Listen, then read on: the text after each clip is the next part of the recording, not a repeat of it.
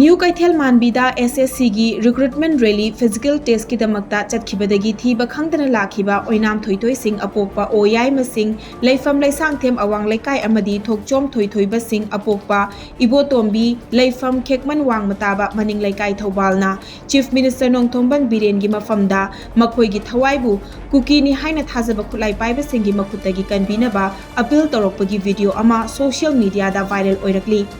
second यांखैगो हुमदोई सांगबा video असिदा नहा अनि असिना मखोइबु फारिबा सिंग अदु कनानो हाइबा पंदना CMN बिरेन की मफमदा मखोइबु फादुना थमलिबा मियोइ सिंग असिगी डिमांड पिबिदुना मखोइगी थवाई कन्ननबा हाइजरकली पनबा याबदी हौखिबा सगोलसे नुमिता न्यू कैथेल मानबीदा SSC की रिक्रूटमेंट रैली फिजिकल टेस्ट की दमकता चटखिबा मखोइ अहुमगी मनुंगदा थौबाल खेकमन मनिंग लेकाई लेसांगथेमदगी निंगोंबम जॉनसन सिंगबु आर्मी ने रेस्क्यू तौरबा मतुंगदा इम्फाल वेस्ट डिस्ट्रिक्ट पुलिस ता ngarang खुसिनरकलबा मतुंग इमुंग मनुंगी मियोइ सिंगदा खुसिनखिबनी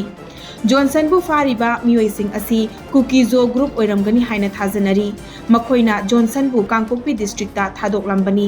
थौदोक असिगी मतांगदा ngarang थौबाल खेकमन जिला कैथेलदा मियामगी ओइबा मिफम अमा पांगथोकतुना JAC सेमख्रे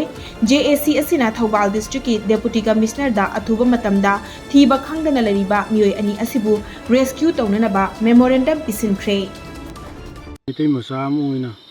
पहुं बिरें होंदा बहम तंग नचाजिंगना हाजगे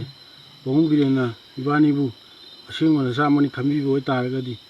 पहुं बिरेना इबानी थवाजे अमुतदी कम्बियु याम बोइना पामिबा दाबीजे पहुं बिरेना अमुतंगी अथुबदा याम बोइ हमदा यौनबा पहुं बिरेना अथुबदा होनबियु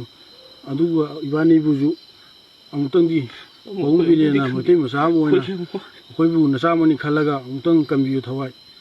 पहुं बिरेना थमो सेंगना हाजरी नचाना पहुं बिरेना मते मसा असेंग ओइ तारगदी अखोइगी पुसिबु अमुतदी कम्बियु याम बोइ दिमानिजु पहुं बिरेना अथुबदा यारि मखै अथुबदा फंगनबा पहुं बिरेना अमुतंग होनबियु सिंतंग थमो सेंगना पहुं बिरेना आई हाजगे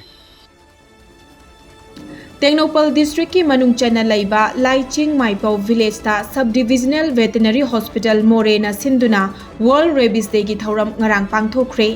थौरम असिगी मनुंग चन्ना अकोइबगी मफमदा लैबा हुई कयादा एंटी रेबिस की हिदा कापथोखी